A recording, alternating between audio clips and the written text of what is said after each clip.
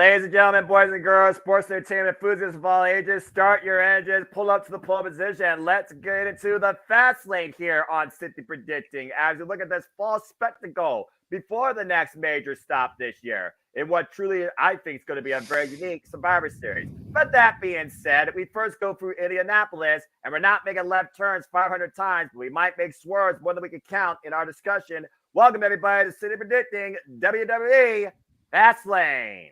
Hello, everybody, and welcome once again to City Predicting here on the Superman's brand in conjunction with Cassidy 18 Studios, part of the WWE Multiverse Media. You know what this is, for I am the simple man of the simple brand and the voice of the JMN, forever grateful for professional wrestling. Damn it. And my name is Noel Foster. And with me, as always, he is the Renegade of Wrestling, CMO Cassidy 18 Studios, my color analyst in all things wrestling as of lately. JJ Williams, as well as a proud member, supporter, and friend, and also game show participant of the Jet Beach Network Multiverse via Open Mic Night Shenanigans, and definitely one of the top tier Super Chat champions who wants WWE to push Karrion Kross. Do it already, damn it. Emmanuel. That being said, gentlemen, it's good to see you once again on City Predicting. Emmanuel, it's been a moment. How you feel about WWE Fastlane? It's done okay. I mean, the card's like 8. I mean, like they always deliver in these pay-per-views nowadays. There's nothing to be surprised. Like, oh, this is just a random paper like PLE. Like, I'm about to say pay-per-view, but PLE. But it's been like this like for months now. It's been delivering, and let's see how they present this card for us tomorrow afternoon. Well, you know, wherever you are, night, afternoon, morning. I mean, I'm East Coast, he's West Coast, but hey, we are united here on City Predicting. Don't tread on me. That being said, JJ, we're back at it once again. We come from No Mercy. We come from AEW Wrestle Dream, back full circle to WWE. Well, how fitting, full circle. Forget an Indianapolis 500 track, even though it's not a circle, it's an oval, but I digress. Here we are now getting ready to call WWE Fastlane. How you feel about the latest PLE from the WWE mainstream? That's not your NXT. You know, I mean, I wish there was at least another 1 or 2 matches on the card. But all in all, everything looks like it's going to be, like Emmanuel said, a decent showing. There have been some people on other streams that have called this a house show. I don't know if I'd go that far. Nah. You know, I mean, you don't. I mean, you can, but you don't have like a big last man standing match at a house show. Not really. Not to my knowledge. You know, I mean, you don't give that away on something that's not pay-per-view. You know, you've got John Cena, first PLE in a long time, more than likely our main event. John Cena. It's like, does he do house shows and dark matches? Yeah, sometimes, but like this is bigger than a house show. Mm-hmm. It may be a C-list pay-per-view, PLE, but it's not a house show. It's better than a house show. That I do agree. Also, I'm just going to put it out there. I'm not going to botch somebody for calling it PLE at pay-per-view because at the end of the day, it's just WWE name convention that's so daggum annoying. But I digress. And at the end of the day, there's more championships on the line at this show than there are on Title Tuesday. Mm-hmm. Let's see. 1, 2. Title Tuesday has 1, 2. Number contendership. 2.1. There's 3. What? The women's title, the WWE title, and the tag titles. Oh, okay. I forgot the tag titles because you know how I feel about tag team wrestling. That's a whole different conversation for another day. But fair point. Numbers are numbers. Shout out to the man whose name's not on the marquee because I don't have that logo for my channel. I'll work on that someday. Thank you to good old Jeff Mother Meacham for the super chat. Thank you for that. Have a great show, guys. Much appreciated for all. Appreciate you, Jeff, as always here. And Raymond, good to see you in the chat. Shout out to everybody out in the chat across both platforms. Please subscribe, comment, and tell a friend. And if you want to dig into the conversation, donate to dictate. Of course, as Mr. Reliable says, super chat is as simple as that. Again, I'm not monetized. I'm just happy to support a friend. I'm just happy to encourage and engage with all in a positive, open-minded way in all things wrestling. And shout out, of course, to my Terry W family on Twitter. We'll be doing our interview impromptu very soon. That being said, before we get into fans, I want to go ahead and get up the team no DQ leaderboard because I forgot to send this to Bossman yesterday. Sorry, boss, but hey, I work double time now. Prayers for passions. Steve-O is currently holding it down along with Mr. and Mrs. Rip in first place. But it's still anybody's race, as this has way less participants than Indianapolis 500, so there's a lot more realistic possibility that anybody could win this thing, including JJ. All he needs right now is Josh to bomb 2 shows in a row, and he can get out of last place. Well, I believe there's one person beneath me, but the ticker's covering the thing. Yeah, I know. I'm just messing with you, and I can tell you exactly who it is. It's David. It's Rocket. It's the man in Gibraltar. I just want to know what happened to Mike ET. You know, he started off this year right? the No DQ Predictions League champion. And he made sure that everybody knew it on every stream he came on. Yeah. Now he's like the middle of the board. Yeah. You know what happened? He stopped coming to open mic nights. He stopped being braggadocious and, you know, showing that bravado. And he slipped down the charts. Come back, Mikey T. We miss you. Right before the fall, but we appreciate you, man. Please follow Report Card Radio, folks, because if you ever want us to echo you better than Shane McMahon being called the best in the world, then you got to put some more work in, bro. And yes, no DQ Galaxy, I'm, of course, still working on the leaderboard for you guys too, following NXT and the previous WWE as well, including a man who's been participating here and out there. Although I think it's more important for him that he just beats out his sister. Shout out to Arlene, also a great friend of the multiverse of media. All right, guys, that being said, we got a very simple card here. So without further ado, let's get right into it. Again, it is the first that I can recall that we are getting WWE FastLane in the fall, courtesy of Indianapolis, Indiana. This will, of course, be the pit stop before our next big PLE, which will be actually, in my opinion, some viruses. But I know we do go to Saudi Arabia beforehand for a crown jewel, and we'll see what happens there. Speculation about the main event is already all abuzz.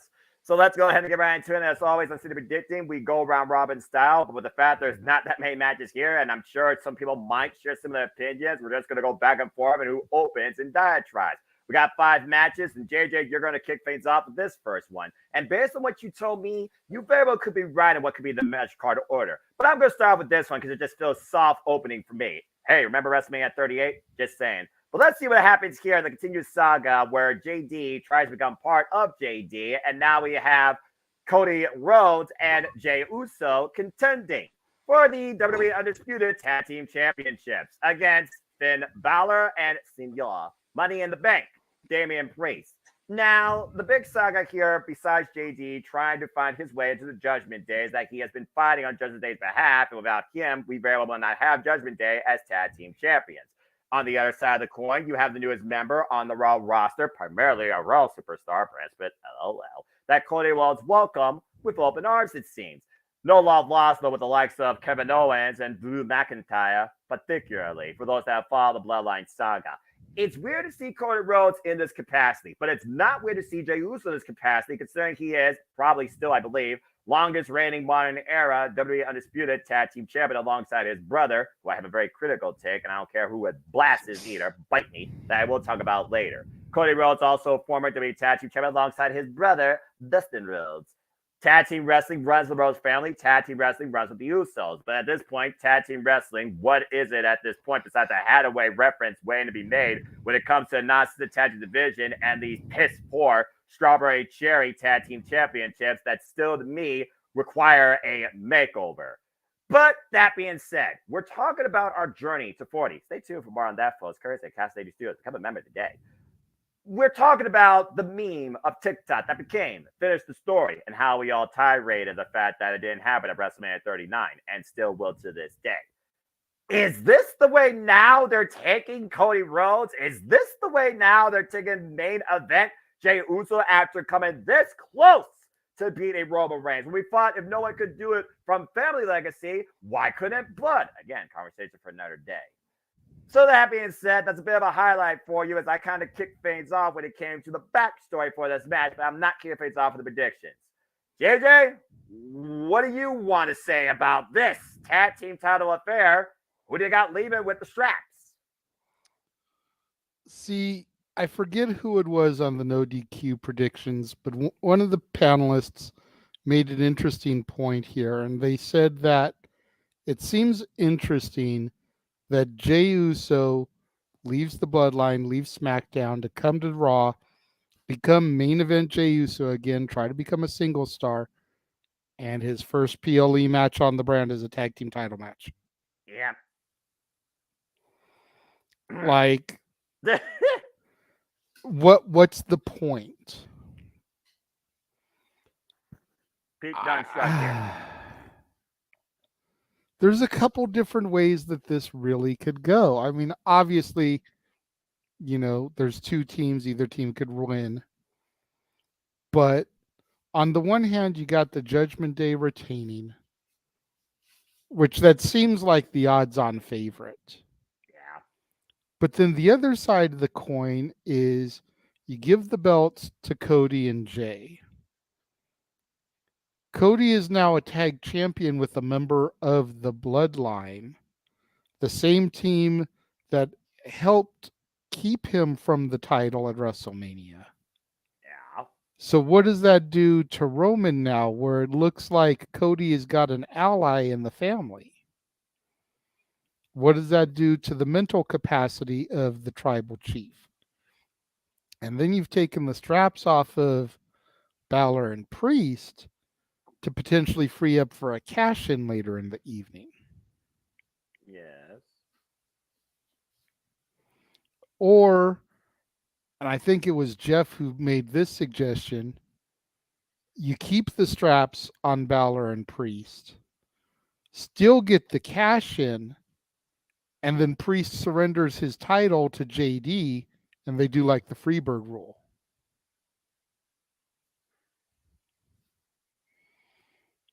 There's a lot of different ingredients in the chili pot here to really break down and examine. But at the end of the day, I see the Judgment Day walking out with the belt still.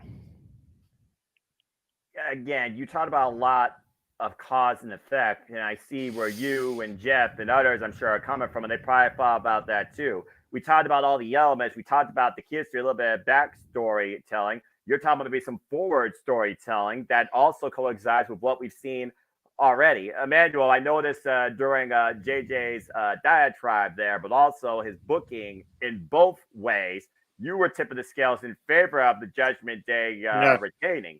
So, to your stance, why do you believe the Judgment Day will retain?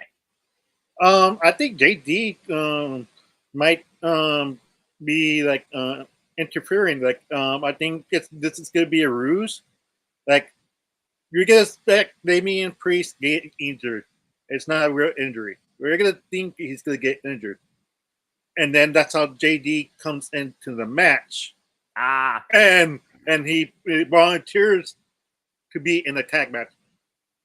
And then, like, over confusion, Jey Uso is gonna hit Cody Rhodes because there's a seed planting saying that they need to split him up from Sami and Kevin Owens and create this session, because without them they're gonna lose the tag team title. So that's the main point. They're gonna somehow hit each other by accident, and that's what it's going to cost Cody Rhodes and Jey Uso the tag team titles. And basically, later that night, on Monday night, we're going to hear an announcement that Damian Priest is going to hand the title to JD, saying, "You earn your proof. Here's the title." Basic Piper Niven type of booking for the women's tag team titles, and like this, hand it over. All right. Again, it's very fair. It sounds like it's going to come down to, again, JG trying to prove why he should be part of Judgment Day, maybe going alongside his former teacher, which he has still yet to beat, by the way, in Valor.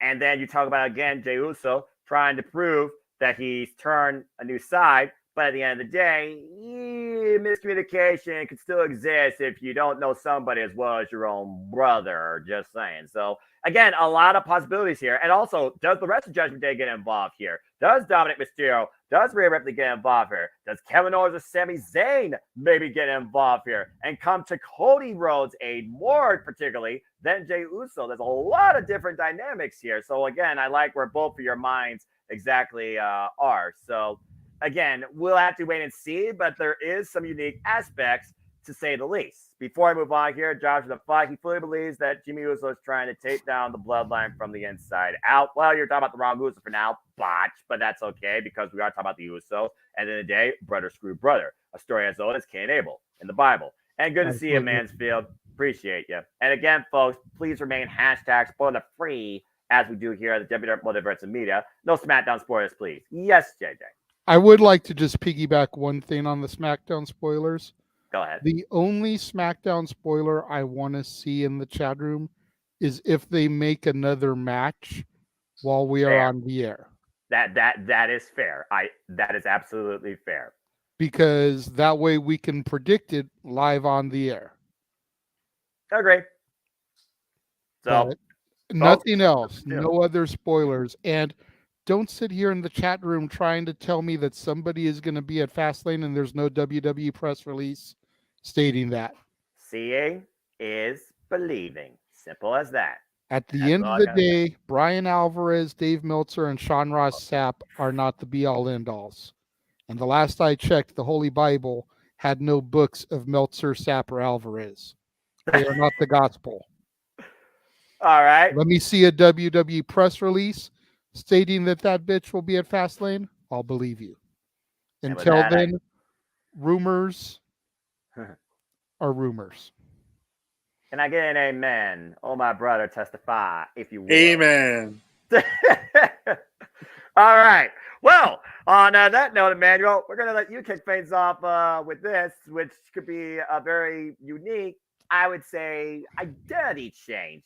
Is everything fine in the LWO? Does Santos Escobar still honor Rey Mysterio? And at the end of the day, does Bobby Lashley still want the smoke that the Street Profits are still puffing? Or are they running on fumes, to say the least? And so is his temper. As of right now, it is a 6-man tag team match between the LWO. I know you see 4 men there. It is Rey Mysterio, the current United States champion, still, after the fallout with last week's United States Championship match. Earl Mendoza, Joaquin Phoenix, and of course, Santos Escobar. The LWO taking on Bobby Lashley and the Street Profits. Not necessarily full of heels yet, but we have seen heelish tendencies from the Street Profits in their matches. So at the end of the day, we look at this for one thing, I think, surely, and that is United States Championship. As we know, Bobby Lashley was once the almighty United States champion before he lost it to Austin Theory, but many people don't talk about that for a reason.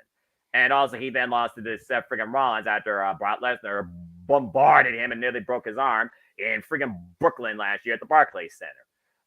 That being said, I look at this for one thing. What the hell is the future of the United States Championship? And can it come up from this match, please? I want this title to actually mean something, matter something. I want this title to be actually defended on PLE. Can you make this title as important? No, strike that. Can you make that title at least important to the point like Gunther has made the Intercontinental Championship important for the last damn year? I digress.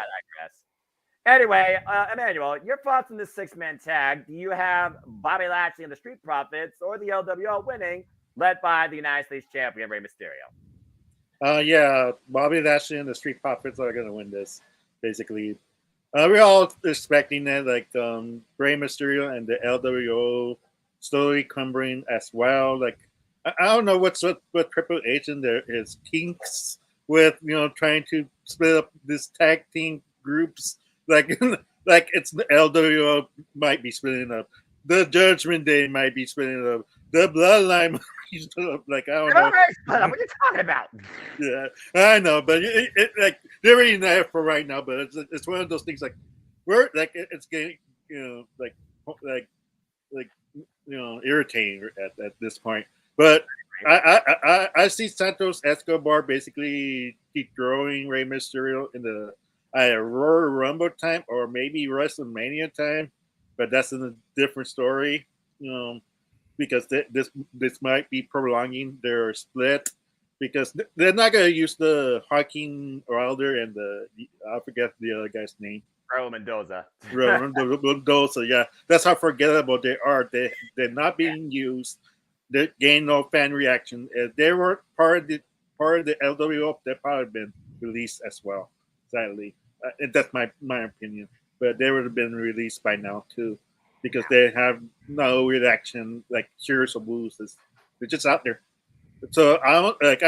But what's interesting, I got the email. Dragon Lee is going to be in SmackDown, facing Grayson Waller, and most likely Dragon Lee is going to be the third guy, and that's where for the split between the LWO saying Santos Escobar, how come we couldn't be in the match? We could have helped, and that's where he causing doubts that maybe Ray is not the answer after all, helping them in the future. That's very fair, and I like the fact you added the Dragon Lee element. And to his point, JJ, we talked about Dragon Lee. We talked about his influences in Lucha Libre. He could be literally the next guy to lead that entirely in the WWE. Santos Escobar and Dragon Lee sounds like an interesting program, and Dragon Lee right now sounds like one of the most honorable men you can trust in WWE.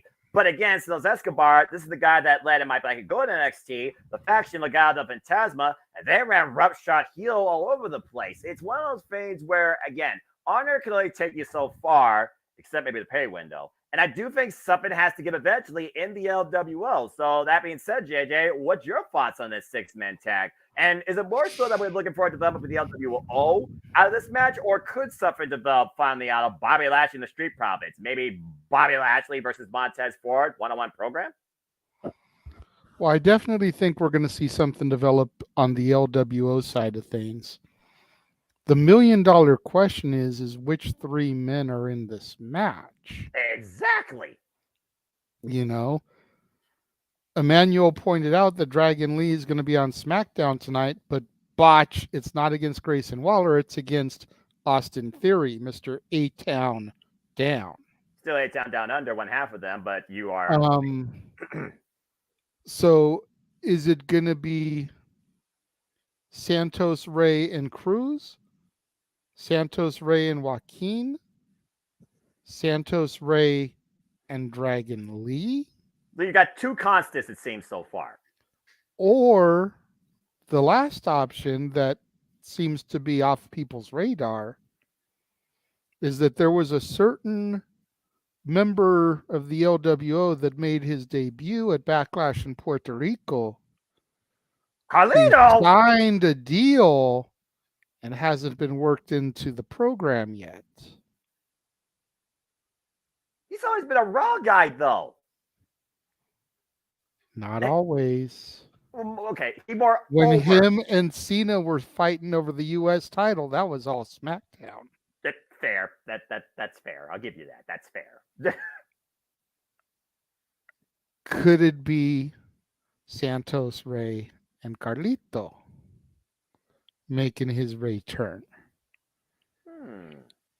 Either way it goes, I foresee the LWO taking the L here,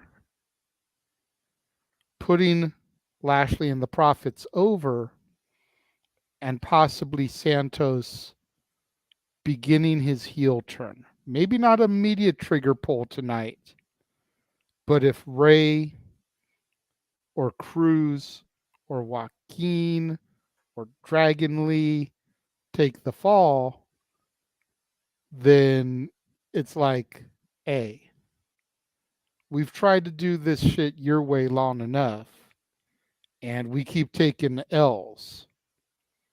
At the end of the day, the LWO has been a thing since just before WrestleMania, and you've already got the LWO Elite and the LWO B team. Yeah. Santos and Ray being the Elite, Cruz and Joaquin being the B team, and Zelina Vega, it just depends which day of the week it is, which side she's on. You laugh, but tell me the last thing that Zelina Vega did of any kind of importance since Backlash in Puerto Rico. She faced Io Sky for the WWE Women's Championship and lost on SmackDown. And how long ago was that? Exactly. That's my point. I'm not laughing against you. I'm saying you are accurate, but dang, way to put me on the spot. And yes, I remember the initial run, but I also primarily remember Carlito more alongside Ric Flair, more along being the Intercontinental Champion. Also spitting in the face of people he deemed that were not cool. And at this point, does he deem Rey Mysterio cool, or has Rey Mysterio kind of cooled off? So Harley again, was you're not always wrong. better as a heel. I agree. I So absolutely I agree. could totally see him being in this match and being the spark to lead the LWO into heel territory Yeah. by excommunicating Rey Mysterio. Rey Mysterio versus Carlito. Please and thank you. That sounds awesome. And I personally think they messed up on NXT this week by having Dom regain the belt because of how Mommy said, if you don't win the title, don't come home. If he had lost, he could have been excommunicado from the Judgment Day so that when Ray gets turned on by the LWO, you could have that father-son reformation. Long-term storytelling. I'm just Bam. saying. I was about to go off a freaking tangent about that dumb. Okay, we're over the 50-minute mark. Dumb fucking shit. That Trick William lost the North American Championship, but I'm not gonna do that next. Not talking about NXT. Maybe I'll do that next week Tuesday. But I digress. Yes, Emmanuel. Before you move forward, Do we forget the Bliss memorable LWO member Savio Vega? that's fair too. That's fair too. He could definitely make a cameo. I don't know if he can still go, but that's fair too. Hey, bring him in as a manager. Why not? Legends contract. Get more ratings. Bring more more attention to Latin America heritage and such. Just saying. All right.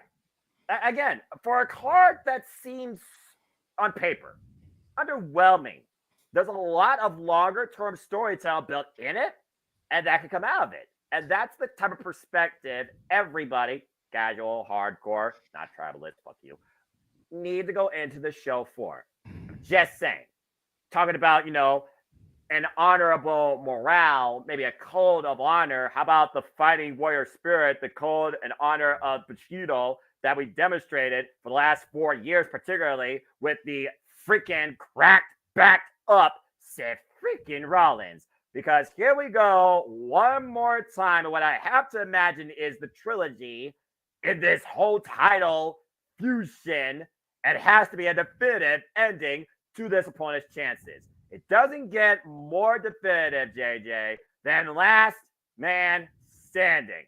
It is Seth freaking Rollins defending the championship once again against the King of Strong Style, Shinsuke Nakamura, but this time Last Man Standing match. If this does not scream AJ Styles for Shinsuke Nakamura Money in the Bank, I dare someone to tell me otherwise. The only difference is he's focusing on a person's back. In a way, I guess he is also focusing still on the mentality, but Seth Rollins lost that a long time ago, and that's why he crackles like a madman every time he comes out, but I digress. All right, so yes, again, here we go for, I believe, our fourth singles encounter. And as you alluded to, JJ, don't need to make this part of your diatribe, it's just history. For those that have actually been following WWE as long as me and JJ, if not longer, if you wanted to forget 2020, I don't blame you. It was FastLane during the pandemic, these two last face chart one-on-one before this Fiora Rocha title was ever put in place. As we saw recently at WWE Payback, I believe Shinsuke Nakamura's only ever WWE premium live event, main event, damn fucking crime. He faced him and lost under traditional rules.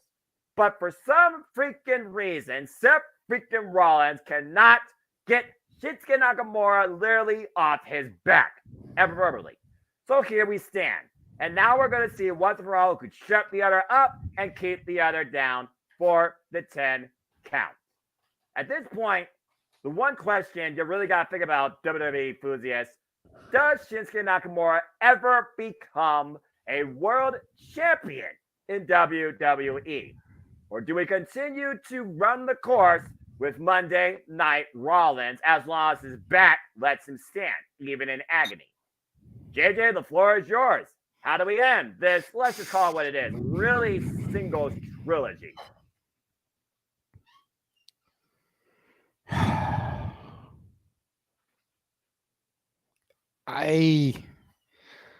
You would think it would be completely obvious, Yeah, but that means the WWE would actually have to book Common Sense, that's fair. and they're not known for that.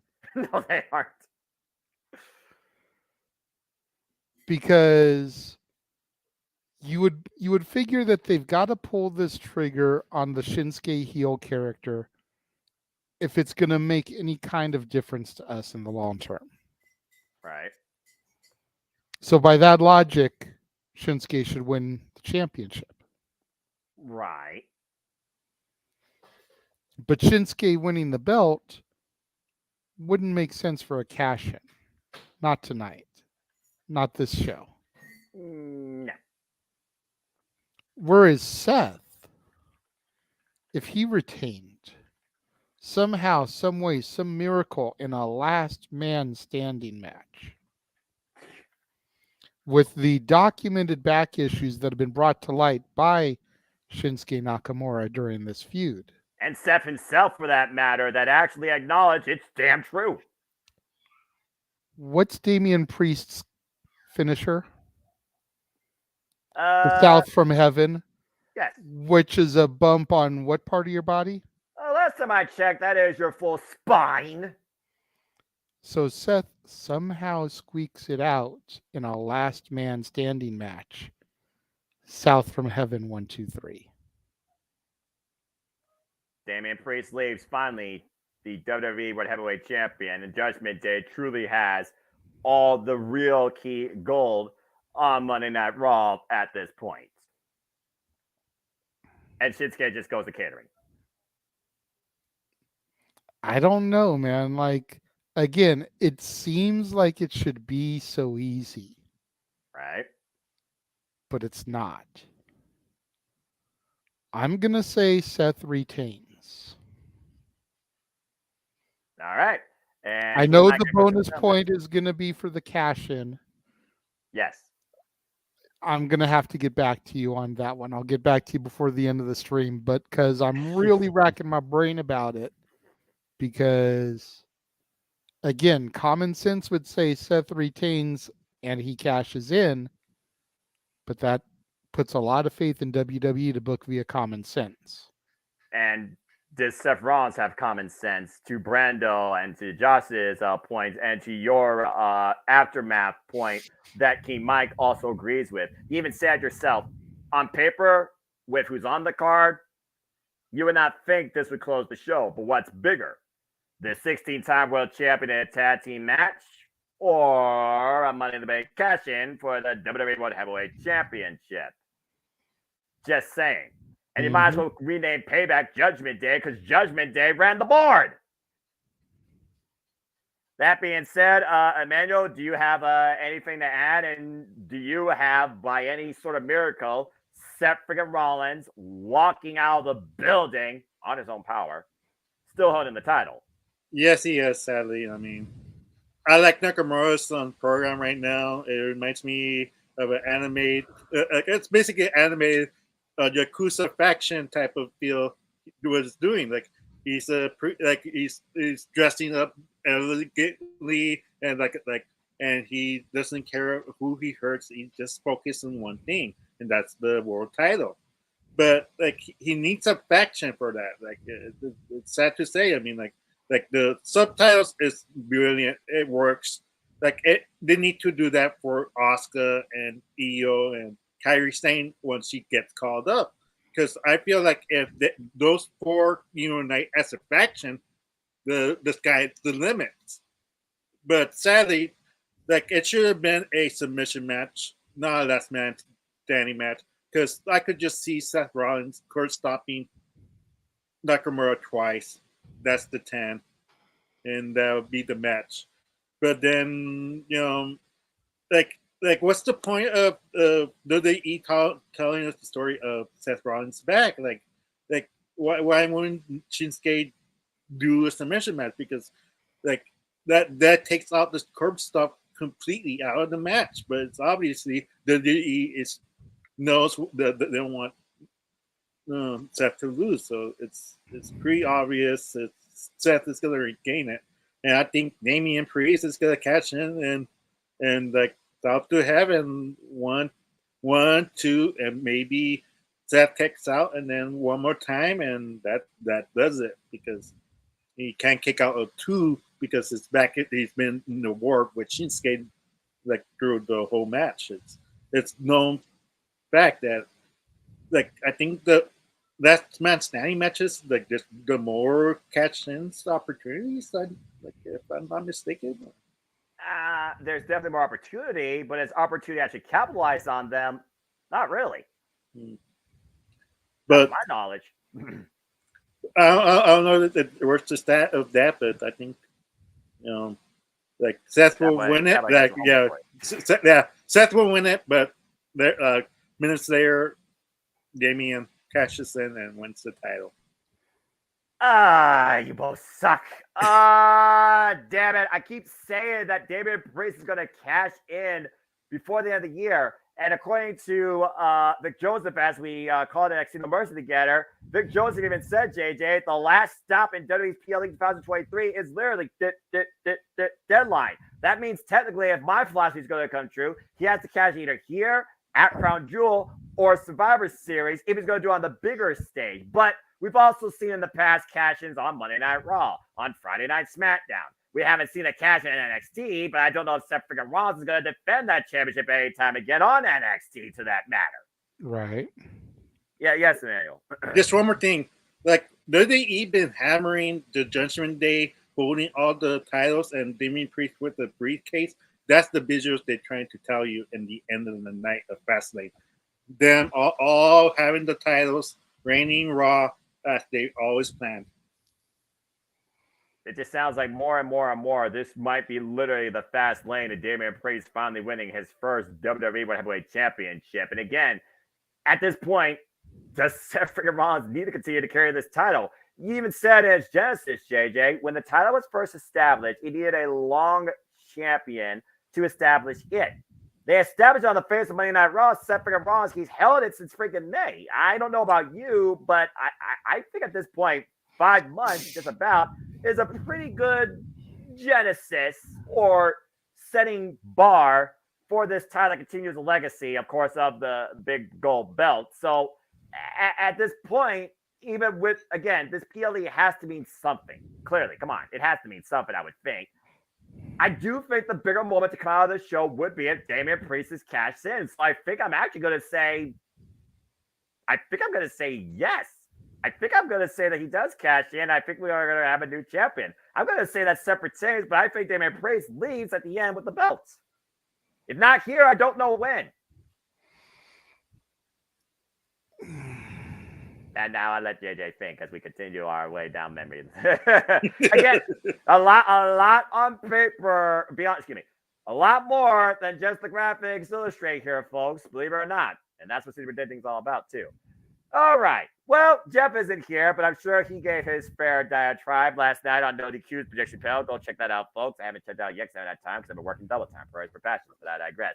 But let's go ahead and talk about, up to this point, the only showcase of the women's division in WWE. And it's not Mommy. Sorry. It is the SmackDown WWE, or whatever they call it. WWE Women's Championship. It still don't make no damn sense to me. WWE Women's Championship being defended in triple threat. And yes, folks, I see here on the graphic, don't chew me out. Io Sky defends the prize against the former WWE Women's Champion, Asuka, before she lost to Bianca Belair at SummerSlam. And then we saw what happened there with the cash-in. Talk about cash-ins. And the Queen is back in the driver's seat. Charlotte Flair. Oh, boy. Okay, Emmanuel, guess what? You don't get to kick this one off. So, Emmanuel, it's triple threat. You know my philosophy when it comes to triple threats. You have bumper. You have full person. You have Charlotte Flair. You can't have her existing without a championship in WWE. It's as simple as that. Does Io Sky somehow survive this triple threat? Or, once again, does history repeat for the, I believe now, 17th time and Charlotte Flair becomes champion? Or this time, does the mist hit and Asuka not only overcomes the Queen, but overcomes one of her best friends and best rivals in Io Sky? Emmanuel, who do you got? I have Io Sky retaining, pinning Charlotte Flair. Ironically, hear me out. Oh, okay. Like, because I saw this in the house show in Palm Desert, and basically they had these three ladies fighting, and Asuka took the fall by a roll up, basically. Yeah, shocking, like predictable. We all expect Asuka to take the fall.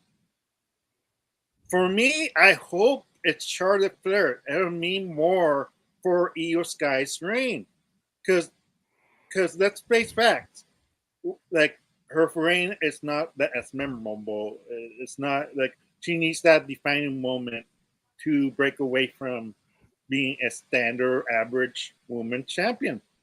And what else to do is to pin Charlotte Flair clean.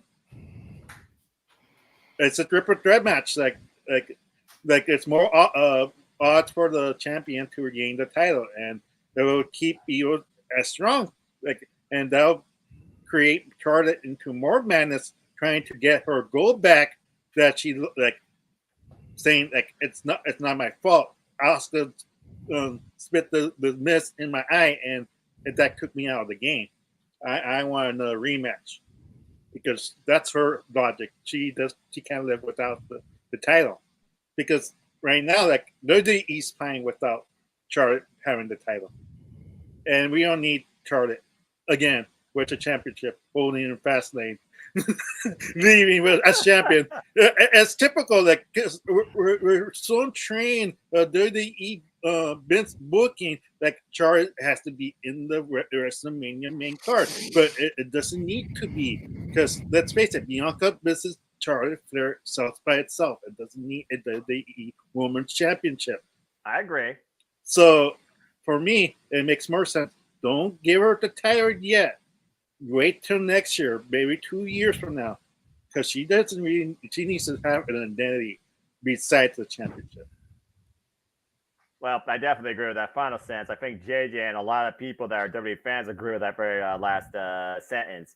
Well, JJ, it is a triple threat, and to Emmanuel's point, she does have to be involved in the decision, but she also could be involved, and necessarily it does lead to the fact that you didn't beat me one-on-one. The Queen's pride. You only overcome the Queen. You truly can say you're better than the Queen when you beat her one-on-one on the grandest stages of them all. And again, Survivor Series, I don't think it's going to be traditional brand warfare, but I do think someone needs to survive with their championship, and Io Sky might very well be that person you put into that proverbial cookie cutter spot. So that being said, JJ, our only women's match up to this point in this card, women's triple threat, Charlotte Flair involved in the championship picture once again, and Io Sky's biggest test to date since winning the championship at SummerSlam via a cash-in, with the aspect of Belair and Flair that we all want to see and call it to a degree. At WrestleMania 40, particularly when you talk about overcoming the 4 horsewomen of the Black and Gold NXT. It's a journey, a saga, it's long-term storytelling that writes itself. Do you still set yourself on that road for that without the Queen having the title?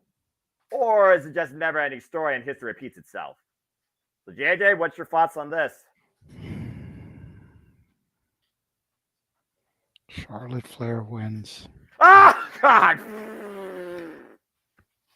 The grimace, I heard it in his voice, and I was just like, don't bring it! Why? Why, JJ? Why? As much as I agree with Emmanuel that Bianca and Charlotte doesn't need the title, you have to think about the money for WrestleMania. You've got to think about the selling power. Damn it. And as much as it pains me to say it, Charlotte walking in as champion and putting someone over is bigger than Charlotte versus Bianca with no belt on the line. Yeah. And then you think about all the contenders that there potentially could be right now. You've got Becky Lynch. You've got the potentially debuting Jade Cargill. You've got Shayna Baszler. Yes. You've got, I'll even throw the hot mess in there because while I don't know if a Rumble victory is in her future, I could definitely see her as a challenger for a world championship by Mania. I'd love to see that. My God. I'd love to see Bayley versus Charlotte at Mania. Bayley in a singles program. How about that hot shit? Trying to get vengeance on what her charge lost.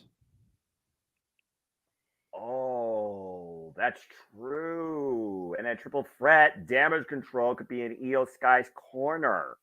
Mm-hmm. But Bayley's right now running for her life because her hair's at risk at a psychopath, Shotzi Blackheart. Yeah. What if Dakota is back healthy by Mania?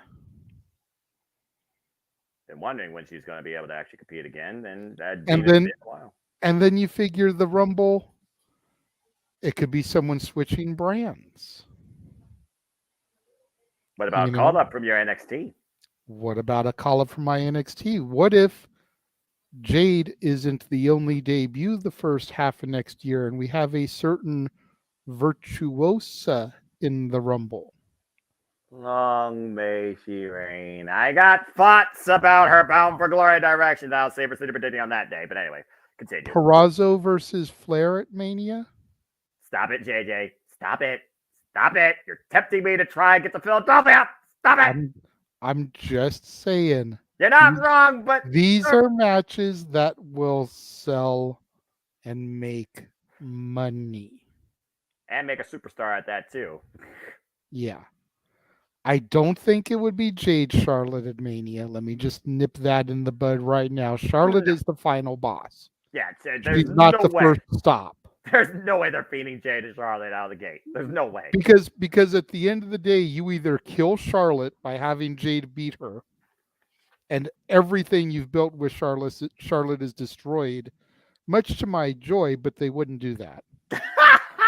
Or you kill Jade before she can even get rolling. Neither way they're going to go. No. But, well, I mean... I just Charlotte wins, officially gets number 15. I know it's number 17, Noah. I corrected Rift on their predictions when he said, that too. It's like, technically she's already 16. They just don't count the NXT for some reason. I channeled my inner Noah and put it up there. But she's got to get to 15 before she can get to 17. Officially. Yes, that's called numbers, folks. That's called actual math. That's not Steiner math. That's actual logic math. But I digress. Yes, Emmanuel. The only thing that I disagree with JJ is I get the Charlotte Flair appeal with the championship, but I was thinking of a certain EST destroying EO the title that she never lost, and then make her go all the way to WrestleMania. Charlotte wins the Chamber, and that's how you book Charlotte versus EST. Charlotte, for once, does not have the title at WrestleMania, and possibility walking away in WrestleMania as champion. Good Lord, I can't remember the last time that Charlotte Flair walked into a WrestleMania as freaking challenger besides WrestleMania 36 at this point. Dadgummit. That's the I think there was the Ronda Rousey and Becky Lynch match. I think that was the last. She walked in as a champion, so I don't count that. Okay. Yeah. The counterpoint to your argument, though, Emmanuel, I like this a lot. Is that when it comes to Bianca versus the Horsewomen in major pay-per-views, she took the title from Sasha at Mania. She took the title from Becky at Mania. She could take the title from Charlotte at Mania. Just saying. That makes it even bigger. And to Emmanuel's point, And JJ, Bailey, she just retained against at SummerSlam because yeah, whatever. well, we don't. Oh my god. And to Emmanuel's point, JJ, that is something to consider, considering how big Elimination Chamber is going to be sold, that they're going down under to a stadium in Australia. Charlotte Flair has never won an Elimination Chamber. That's another first for the Queen. She's already won the Royal Rumble. And Let Charlotte defend the title in the Chamber and retain it. That's another against thing. 5 other challengers. Again, it's one of those aspects, though, where at the end of the day, looking at business and money philosophy, you got to have Charlotte Flair at the front of your marquee with a title. But Io Sky, God bless it. I want to see Io Sky versus Asuka versus Kairi Sane more than anything in WWE to make me believe they believe in women's professional wrestling. Damn it! But anyway, hello, Eric. That being said, Emmanuel, yes, you have one more. That's comic. We were taught so much about this match. That's comic. Like this is what I bring out the Yakuza faction with Shen and Asuka and Io. Like Bailey is an afterthought. Her heel returning after the pandemic Bailey is top notch. Don't get me wrong, but it's time to move on. She needs a new character. Like this heel persona is not working. How long can WWE run this down with Bailey? So my thing is Io is still a heel, basically trying, and then we get a returning babyface Bailey because she needs something. It's really the shame of that what she has become. An afterthought. Character reconstruction, I think the word you're going for. And again, like I said earlier, right now we know Bailey, the one thing she's trying to avoid is a haircut at the expense of a psycho Shotzi. How fitting. We're in October, just saying it. She loves Halloween. Imagine that happening on Halloween Havoc. Bailey and Shotzi Blackheart hair for hair match. Shotzi's got some of her hair back, but even then, she can still get a buzz cut again. Just saying. So we've already got Lyra Valkyria versus Becky Lynch for night 1 of Halloween Havoc. So. I'm not going to lie. That's actually probably the most important match in your NXT that I'm actually going to really care about a long time on TV. I'm not going to lie. The match that they just announced for next week against AEW's Title Tuesday might have your interest too, sir. Because that'll be Ridge Holland and Pete Dunne versus Gallus Boys on top. All right, that actually sounds like my NXT UK. So you're further enticing me. I'm just saying. Another reason we're calling both, and I don't have the graphics because the man's not here on the marquee. But stay tuned, folks. Me and JJ are going to be working double time, as next week Tuesday night we're calling both AEW and NXT back to back with an hour break in between. So stay tuned for more on that, as well as further events to come. Because the WWE Multiverse Media live watch events, other shenanigans, and so much more too as 2023 continues to unfold. That being said, guys, great discussion about the women's title and the aspect of the women's title between Io Sky and Charlotte Flair. Sorry, Asuka.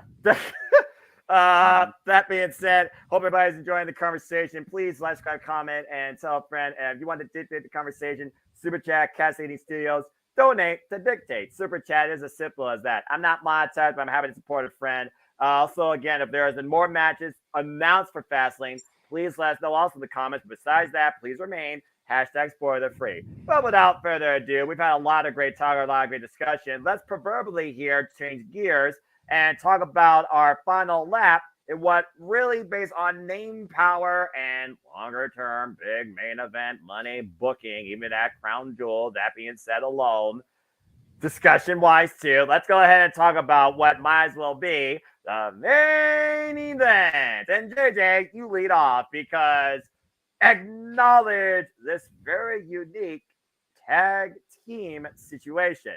Yeah, because John Cena is teaming alongside LA Knight. Yeah. Taking on Jimmy Uso and the Problem Solver, Solo Sikoa, of course, both representing the Bloodline. No Paul Heyman on the graphic.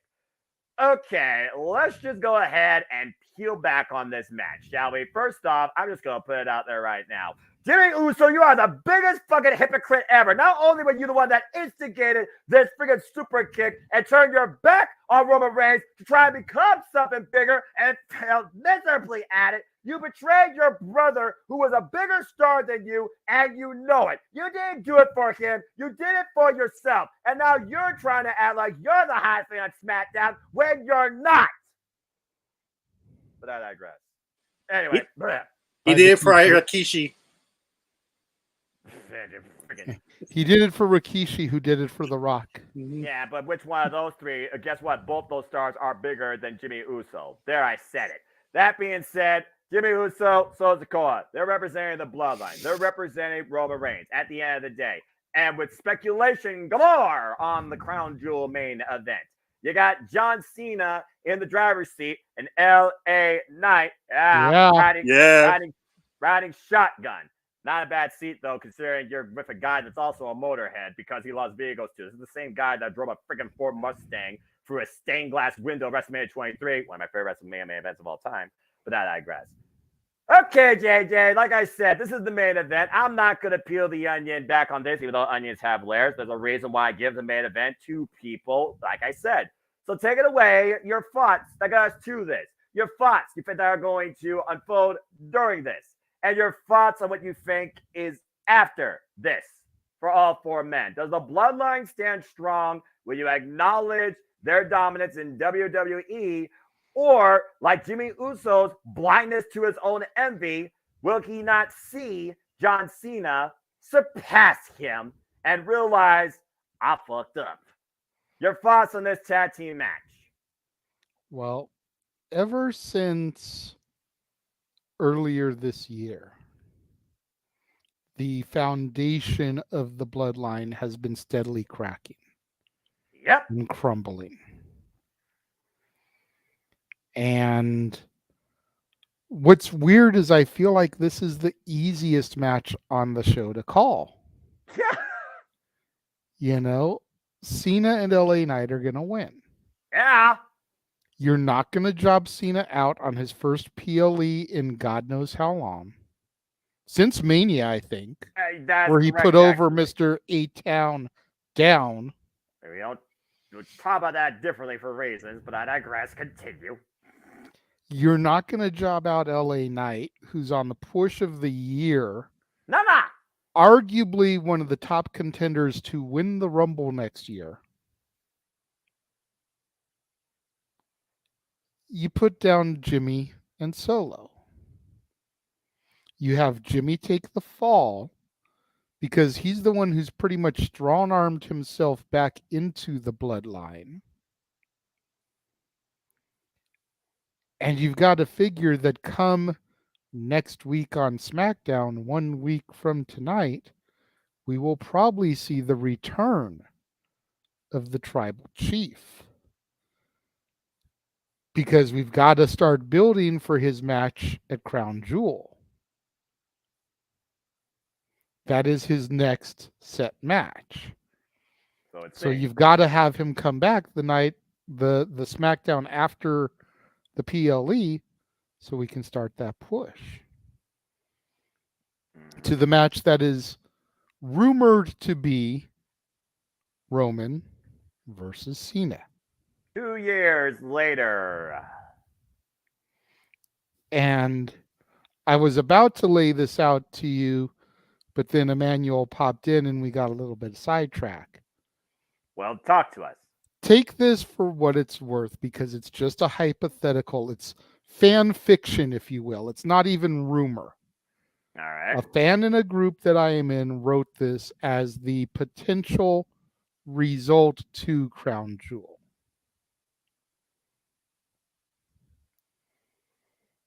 It's the end of the match. Jimmy and Solo try to run interference for Roman. Mm-hmm. That all too familiar music of a certain Hollywood actor hits in Saudi Arabia. Don't shake your head, Emmanuel. Let me lay out the story. This isn't my story. This is somebody else's, but it makes sense. I'm just listening. Continue. Cena ends up beating Roman in Saudi. Gets that 17th title run. Finally surpasses Ric Flair. 1. Sets up Roman versus Hollywood celebrity at WrestleMania because everyone said that match doesn't need the title. Correct. Allows Cody versus Cena to finish the story at WrestleMania. Where Cena literally acknowledged Cody Rhodes. Because when Cody came back, Cena put him over. And here's Cena doing the ultimate honors by putting the strap on him. I really like that a lot. I like that a lot. Hollywood celebrity doesn't need to appear. His music just needs to hit to cause that distraction.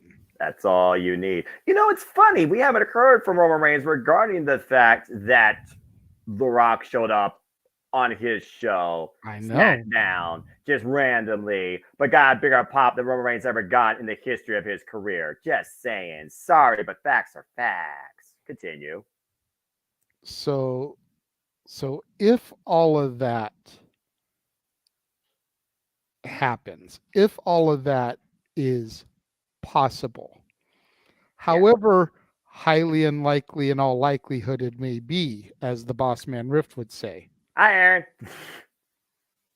It's something to think about because it allows all these stories to get told in a very confined and makes sense kind of way. Book John Cena for WrestleMania. Cena gets 17. Yep. Rock gets to have Roman no title on the line because it doesn't need it. Correct. Cody finishes his story. Correct. I mean, it just works so beautifully in the terms of storytelling.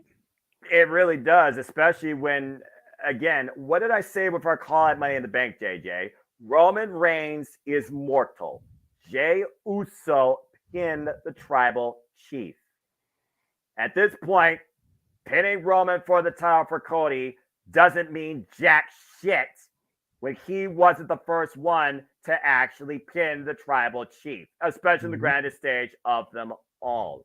At this point, the only thing Cody needs to do is claim the title for his family and take it from the most respected superstar probably in modern era WWE history at his stage, WrestleMania. That is way more poetic at this point than Cody Rhodes beating Roman Reigns. And let me ask you this, Noah, because Cena has already said he's kind of on his final legs. Which don't surprise me. What was Cena's first WrestleMania match pay-per-view? His first WrestleMania match pay-per-view was WrestleMania 20, I believe. So 20 years later, he has his final match and puts Cody over. In a town that is rich in history, culminated with brotherly love, and founded on respect. Someone get that guy hired by WWE and have Vince McMahon literally fall into a coma and make sure this actually happens, please. That was so damn good. That is beyond fucking brilliant. And you're not going to draw more money at a WrestleMania ever in WWE history without The Rock and Cena both on it. Period. But again, the big, giant, freaking biggest font size you can do in Microsoft Office if. But God, if that cannot be a spoiler somehow, some way, please make it happen. Because at this point, I don't give zero fucks about Roman Reigns having his damn 4-digit championship when he hasn't defended it since SummerSlam, and there's been nobody built up within the WWE to try and take it off him that can carry that banner, that torch for the next generation. And if Cody Rhodes wants to be that player, not a coach, but the player, he doesn't need to beat Roman at this point for it. He just needs to have the spot. And you don't get that spot bigger than beating the guy that held it down for double digits. Cody should finish the story, but it's not about Roman anymore. It's about that title. And I don't think you get a better representation of that championship than John Cena. And let me ask you this. You get Cena the belt. Again, this is all hypothetical. And I'm curious to hear Emmanuel's rebuttal, because I see him intently taking this all in, and whereas a few minutes ago he was shaking his head like, no, no, no, I think now he's maybe a little bit more receptive to the idea with the long-term story that's been told. No, okay. Think about this, though. In this era, you don't need the champion to be full-time. I know Cena would want to be, but Cena can win the belt in Saudi, defend it at Survivor Series, defend it at Rumble, and lose it at Mania, and only come around for the big shows. On top of that, Cena, being a Hollywood guy himself now, gets those talk shows, gets those red carpets, publicity with the championship leading into Mania. Publicity. On top of all of that, imagine a defeated, once again hungry Roman Reigns trying to go through the Rumble, and everybody that him and the Bloodline have fucked over out for revenge against the Tribal Chief. Now that's truly one versus all. Unlike 2016, that was one of the most Rumbles in history. At best, he's got Solo and he's got Jimmy that have his back. At best. The other 27 people would be out for his blood, literally. Yeah, they'd be acknowledging him in a whole different way that I would support 110%. Drew McIntyre, Kevin Owens, Sami Zayn, Jey Uso, Cody. The list goes on and on. Seth, Shinsuke, AJ, Rocky, to help set the matchup further. To play the music and once again get in Roman Reigns' head. The only thing I guess you have to ask at this point, the biggest player in this entire story, this entire Bloodline saga, not Roman Reigns, Paul Heyman. What is his role? What is his perspective? What will be his reaction? And to Brando, which is another key point here that we didn't even think about here in the story. Does Paul Heyman get involved, or does he simply be on that big red phone with a certain individual if the Bloodline fails to beat LA Knight and John Cena? I'm just saying. Paul has been distancing himself from Jimmy's involvement back in Bloodline business. Gee, I wonder why. I think Paul will give Solo his marching orders and stay out of it. Yeah, but we'll still actually follow Paul at this point. I've looked at the clips at this point. The Bloodline's running rampant. Paul Heyman right now doesn't know what to do. He's begging for his tribal chief to come back because he knows right now everything's not fine in the Bloodline. And this tag team result is going to further escalate that to the point that when Roman actually comes out, it's going to be a big deal where it's going to be like, okay, Jimmy Uso and Solo Sikoa, you fucked up. And is Paul already moving on? Is Paul the advocate, the manager, the visionary, the strategist? the devil in WWE because, again, can you really trust that guy? Is he already looking to the future with the fact he's going to be in the corner of your former NXT champion next week? Your guy, Braun Breaker. We shall see. But that being said, he has John Cena and LA Knight winning, folks, just to make sure you all know the extra predictions. Well, first off, I agree in the prediction. Secondly, that long-term storytelling needs to happen. Thirdly, it is not that far-fetched because Saudi Arabia, politics aside, Saudi Arabia WWE showcasing has given us absolutely abnormal, bizarre, out of this world results. May I remind you about Goldberg and The Fiend? May I remind you about Brock Lesnar? And anytime he's been there, practically weird shit happens more in Saudi Arabia related to WWE than in Canada. And that's bizarre world, just saying. So I definitely could see that happening. And the last time Roman Reigns defended the title there was against Logan Paul in Logan Paul's first ever championship match. And Logan Paul came this close. It wasn't for the fact it was a publicity stunt to get Jake Paul on the show and Solo Sikoa like WCW run-ins.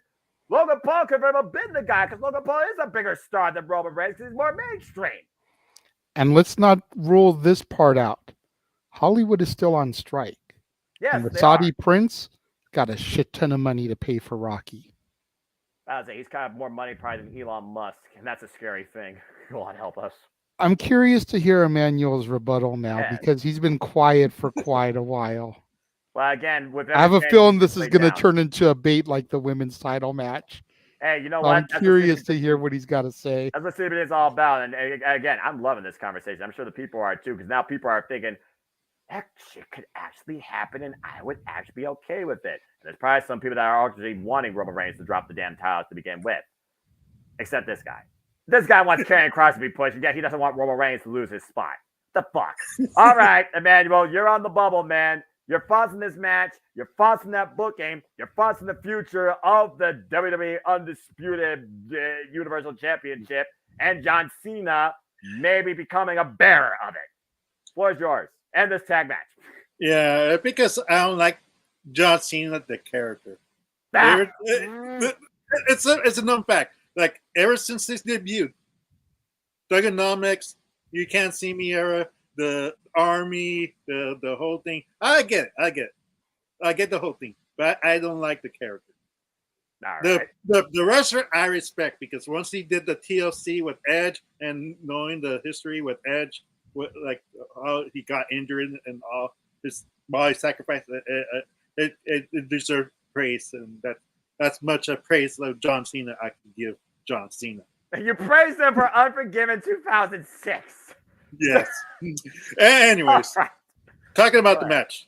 Yes, go ahead. Yeah, I could see like John Cena basically getting the pin. Sadly, I mean, LA Knight should get the pin for the story, but I don't think that's gonna happen. He's gonna try to book that, John Cena versus Roman Reigns and Saudi, as previously mentioned.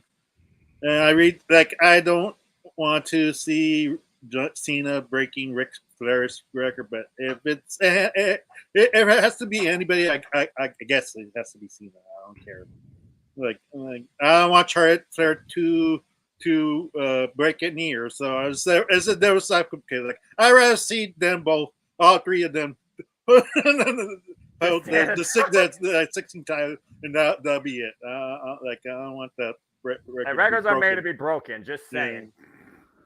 So yeah, I could see sadly Cena get the victory and gain the last spots of the moves when in reality it should be LA Knight. Yeah, taking the pin, gain that pin, furthering that story, saying maybe it's LA Knight's story to finish. That'd be epic because the interaction with him, with the bloodline and everything like that. There's further storytelling to say right there, in my opinion. That's much like that's what. Yeah, like I just don't see Cena winning Roman Reigns because I think that's more story to tell LA Knight and Roman Reigns because that's the story that WWE's been pushing in SmackDown these couple of past weeks. And I feel like LA Knight's gonna sadly lose against Roman Reigns in the Rumble or Elimination Chamber again. Having our hopes up, thinking this man is gonna take us like away from this horrible reign that never ends. Yes, finally a fighting champion who's gonna take us to the next Well, don't generation. Because Cameron Grimes is stuck in catering. Yeah, to the next generation. I feel that it's good. They're gonna stick with the guns. It's gonna be Roman Reigns versus Cody Rhodes at WrestleMania again. WrestleMania 40, like Rocky Balboa losing the first match, winning the second match. Ah, damn it. The Rocky reference actually makes much more sense because WWE always likes to act like the freaking It's in Philadelphia. Cinematic universe. Fuck. Yeah, it's in Philadelphia. So, and Find the stairs on a vignette.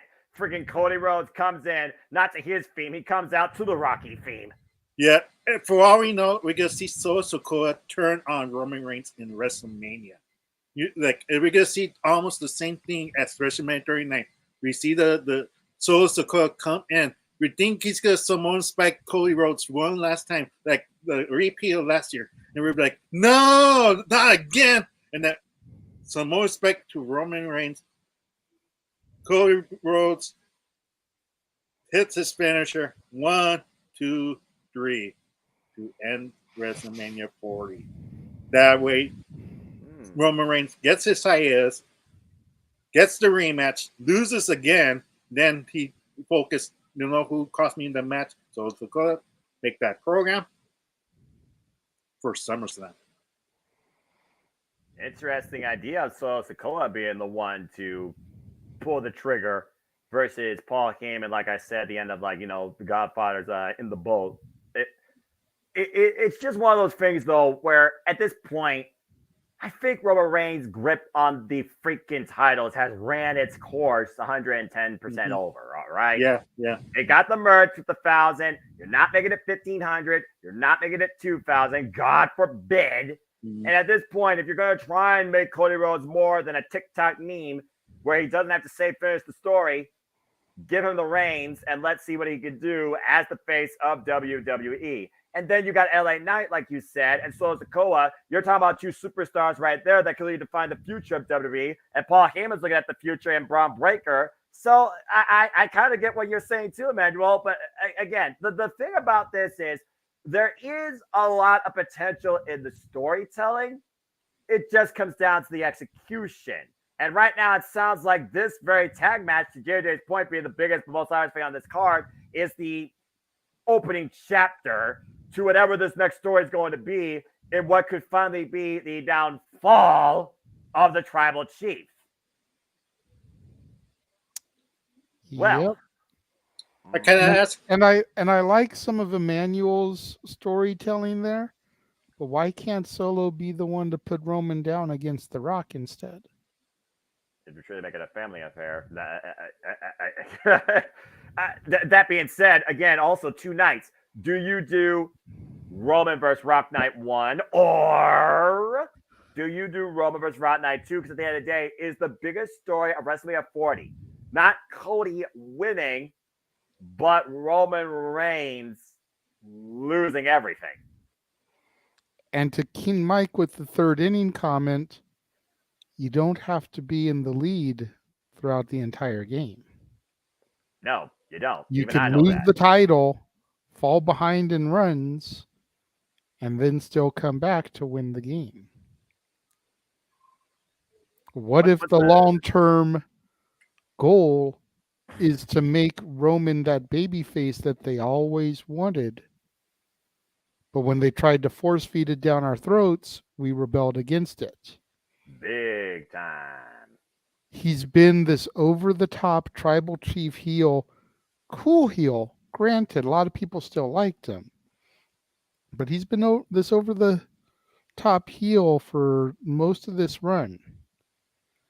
You lose the title, you lose against The Rock, you start to get that sympathy behind him so that when he finally recaptures the title, everybody is popping and loving it, and he's that baby face again. And that's your bottom of the ninth, game over. Don't get a repeat of next year's World Series either. It's a whole new ball game with brand new players and brand new teams. And he goes do something else. Maybe he goes from the major leagues to the minor leagues. Maybe he goes from baseball to basketball like Michael Jordan. It's one of those things, though, at the end of the day, the number one thing that needs to happen at WrestleMania 40, Roman needs to fall. Period. If he hasn't already by then. Agree. That WrestleMania can be the nail in the coffin of the fall that then leads to the resurrection of Roman Reigns. Mm-hmm. You think about it, WrestleMania is always spring, Easter is spring. You have the crucifixion, that final nail in the coffin of Roman Reigns, lead to the resurrection. They get long-term storytelling, and WWE makes me believe they're investing in the future through somebody else that could hold the top spot and guide and shape the WWE roster. Cody, LA Knight, Solo Sikoa, Braun Breaker. That is your top guys right now to define WWE in 2024. And that doesn't include, like you just said, who I think very well could be not Elimination Chamber winner, but also maybe Royal Rumble winner, Gunther Walter. Because at this point, he has redefined what it means to be a workhorse champion in WWE and more than deserves to be a world champion in WWE. Honest to God, if Damian Priest fucks up this cash-in or JD screws him and we get a complete sub-tangent, then Gunther should be the one to dethrone Seth freaking Rollins and powerbomb his back into oblivion. Just saying. What if WWE gets Roman Reigns to break Bruno Sammartino? Oh, God, no. No. You do not surpass Bruno Sammartino. That's beyond insane in WWE. And we're starting our journey to 40. We've already called 2 WrestleManias. We talked about that verbatim with the fact that he held that title before his jaw got jacked. You don't do that. I think King Mike, we just got, I think we broke King Mike. On the paper, this will be my PLE of the year. Why you say that? On paper, it looks like it has the least excitement. But honestly, out of our conversation, it has incredible potential. And I think that's really what's going to be the takeaway here as we draw towards the final lap and get to the pole position and see who qualifies and moves forward from FastLane in the Crown Jewel, in the Survivor Series, and into, because again, deadline's the last PL of the year, folks, for WWE, into particularly the Royal Rumble that starts the road to WrestleMania 40. Our journey has just begun truly to WrestleMania 40, more so than me and JJ's callbacks right now of every WrestleMania, God help us. And Fastlane somehow has become the starting point. The light's red, but tomorrow it goes green. We'll see how long this race goes, though. But at the end of the day, we are literally trying to define the storytelling into what could be the biggest WrestleMania ever, WrestleMania 40. Yes, Emmanuel. I got a question for JJ. What's the percentage you think Cena's gonna get the pin or the submission? Like what's the He submits Jimmy Uso. Yeah, it could happen in submission. I honestly think that LA Knight is going to get the pinfall. Okay. I just think that team is going to get the win. Yeah, I know. Like I don't think Cena's going to get the pinfall because there's nothing to further the story by Cena pinning either one of them. No. If we're going to get to Cena Roman's not involved anywhere. Okay.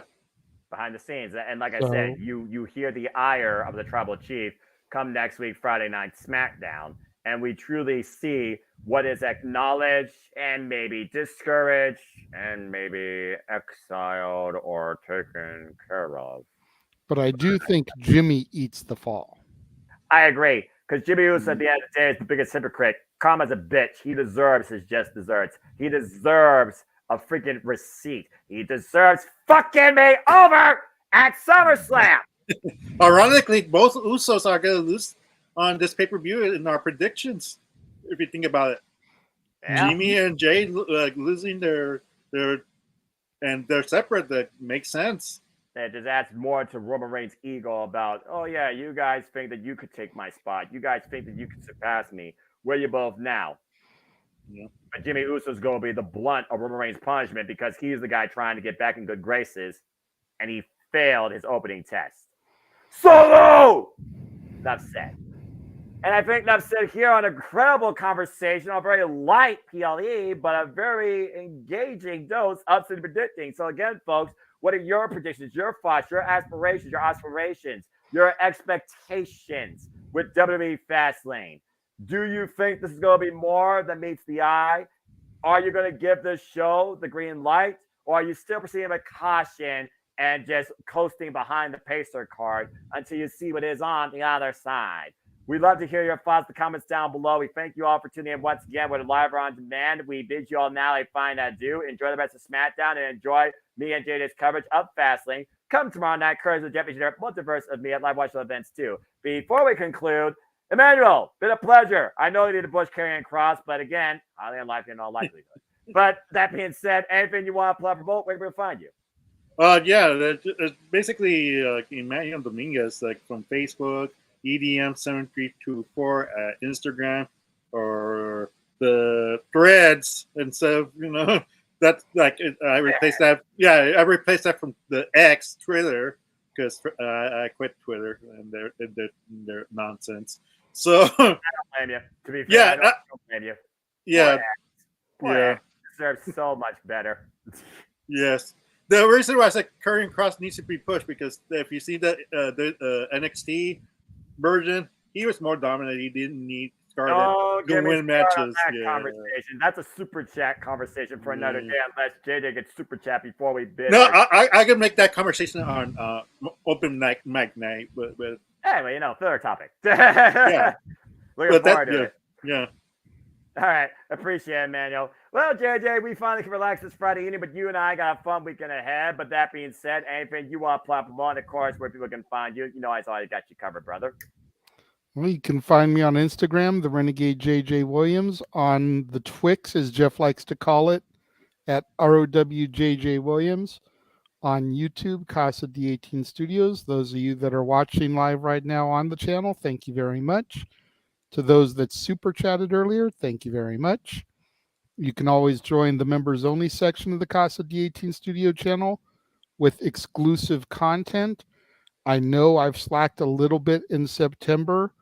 I do apologize for that. Things have been super crazy around the house here as of late. Me and Noah still have 2 more matches that we have to call for September for the members only.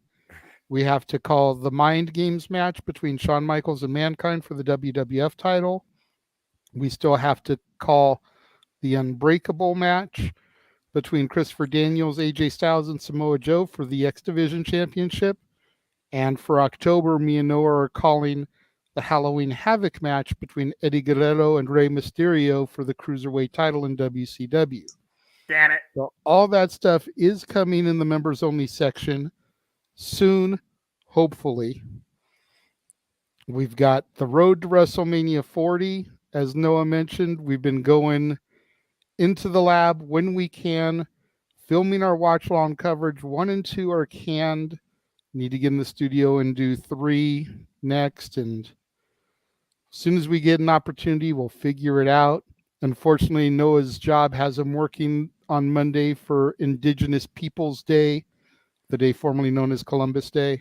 Yep. So we're not able to get in the studio and knock one out then, but we'll get there. Trust and believe we will get there. But with a tear in our eye and a broken back and a screwed up vocal larynx, we will succeed in this journey That's before America. February next year as we And go towards WrestleMania 40. Continue. and then of course make sure you tune in to the Jeff Meacham Network Multiverse of Media this weekend. Tomorrow we'll be covering FastLane. Immediately 100%. following that will be open mic night. On Sunday, me and Noah will be doing a simple take of Wrestle Dream. Botch. That's the Saturday graphic, not the Sunday one. Oh, yeah, you're right. Bot, damn it. But on Sunday, we'll be doing our simple take of Wrestle Dream. Right time and everything, but originally it was going to be Saturday. Got pushed to Sunday. Everything else about it's the same, though. Same time, everything. And then next Friday, a week from tonight, we'll be doing our simple take of Fastlane. Next Tuesday, we've got our double feature watch along. AEW Dynamite. I refuse to call it Title Tuesday with only 2 title matches. Fair. And WWE NXT, which for as much as WWE has said that AEW is in competition, they sure as fuck are trotting out the big guns on Tuesday. I'm just saying. Hey, hindsight's Carmelo 2020. Hayes with John Cena in his corner versus Bronathan Breakker with Paul Heyman in his corner. Roxanne Perez versus Asuka. Cody Rhodes with an announcement. And supposedly, if rumors are to be believed, The Undertaker is going to be at the PC next week. Okay. Is he just coming? Is he just coming to give a seminar to the students and the trainees? Or will he be utilized on that Tuesday to help pop even further ratings? Time will tell. Yeah. But yeah, it's going to be interesting. Fair enough, JJ. Again, no sleep for us. Yes, Emmanuel. Like all I can say is this: Disney is brilliant. Like because they stack NXT, like JJ said. When this shows AEW is not in a direct to them, they lose. They're Belto. They tried something, so it's a win-win situation. Like, well, we tried this, it didn't work. Oh well, we move on. Yep. But I say it all the time. The bottom line, we the fans win. It is truly as simple as that. And King Mike, the only one that can make AEW rest in peace is Warner Bros. Discovery themselves, and Tony Khan, madman with a bottomless wallet, and the owner of the Jacksonville Jaguars will make sure AEW still exists. Damn it. But I digress. I think we're safe there. But well said, gentlemen. Well said, JJ. And again, God help my voice. Jesus, I'm freaking sounding like Brock Lesnar for a moment there. My early diatribe about our journey to WrestleMania 40. I am crazy. But that being said, I am also passionate. I also love doing this with y'all. And I also love doing this for anybody that's a fan of wrestling and sports entertainment too. So again, folks, stay tuned for the forum. It will be not only on my civil YouTube channel, it'll be in the comments down below. I'm going to share it on Team No DQ. I'm going to share it with the No DQ Nebula. You know who you are, including you, Emmanuel and Arlene. So stay tuned for that. Yes, JJ. Yes, there will be a cash-in. I told you I would give you my answer on it before the end of the stream. So you have all of my answers now. I got it. Duly freaking noted. The graphic will be shared some point tomorrow early in the afternoon, if not morning, basically when I get up. So stay tuned for more on that. And again, thank you everybody that tuned in. And folks want to know more about me, know this, for I am but a simple man, forever grateful, but also a lifelong fan of professional wrestling. Damn it! But I digress. You can find me if you choose on the Twitter and on YouTube and in Foster 1916 for all things wrestling. Shout out, of course, the entire TW family on Twitter and other social media platforms. As always, you can check me out on the Twitter for positive hellos in your day, live takes on wrestling, the Prediction League forums, and so much more. You can also follow me on YouTube to give your simple assessment, to also stay in tune with City Predicting and our shared content here on the WWE Multiverse of Mia, as well as league updates as well. And you can also follow us on the YouTube channel to stay in tune with the podcast started by my family, the AEW Impromptu. We'll be doing another episode here pretty soon regarding Wrestle Dream and other conversation, maybe regarding our look back now that AEW is 4 years old. What can they do in the next year, the next 4 years, in the next decade? what does Adam Copeland bring to Radar Era? Stay tuned for more on that. Please follow the ACW fan across social media platforms. Follow my friend Mary Jade across the pond. She continues to prove that Jade is worth more than gold in her continued wrestling career. Proud of you, my friend. Keep on fighting. Stay tuned for James Hebert and the FCW Productions to continue the conversation weekly on all things All Elite Wrestling on AEW Spark, hosted by Zero and Owen Finch. Check out the newest affiliate of the German Multiverse Mia. Gotta get her newer graphic. Rangers of Wrestling, of course, the Dilla, who, of course, also provides you weekly reviews in the big flagships of wrestling, too. Primarily Raw, SmackDown, Dynamite, Collision here and there, but she's also going to bring back Impact as well. And in general, on behalf of the entire Multiverse Media, we thank you. Our content, our passion, our shenanigans are not going to let up anytime soon, I assure you. As JJ alluded to, he will be in the hot seat again, always trying to maintain a crowd, and I will always be trying to steer in the right direction when I can on open mic night. So stay tuned, because you never know what might be discussed, what might my dignity be at cost, and so much more weekly that are the shenanigans of open mic night. And again, the flagship of my channel is City Predicting. You think we are just getting through? Oh, trust me, we are not letting up anytime soon. City Predicting continues forward for 2023 with Bound for Glory, Turning Point, Crown Jewel, Full Gear, Survivor Series, and NXT Deadline. And that's what's officially known at this point. Speaking of things official, not quite up to date, but you get the idea as far as me, JJ, and Tatilla's voices will be handled on WWE live watching events, and I'm with them for every one of them. We got FastLane, we got NXT and AEW on Tuesday, Titanic Tuesday, I'm going to call it. Bound for Glory, Turning Point, Crown Jewel, Full Gear. We're going to give you something to be grateful for during Thanksgiving week with AEW Dynamite Thanksgiving Eve call-along special. Survivor Series, NXT Deadline. And in between all of that, we also have Halloween Havoc, Ring of Honor Fab Out, yet to be determined. And also AEW, winter is coming, and we will see what the Blizzard brings forward before we head into 2024, where so far these events are officially known, and more will be added as well. And along the way to WrestleMania 40, you can become a member today of Cascading Studios and look back, give yourself a trip down memory lane, a flashback, a callback, quite literally by me and JJ, for every stage that was a showcase of the Immortals. We continue our journey to WrestleMania 40. Next stop down this windy road, WrestleMania 3. The irresistible force meets the immovable object,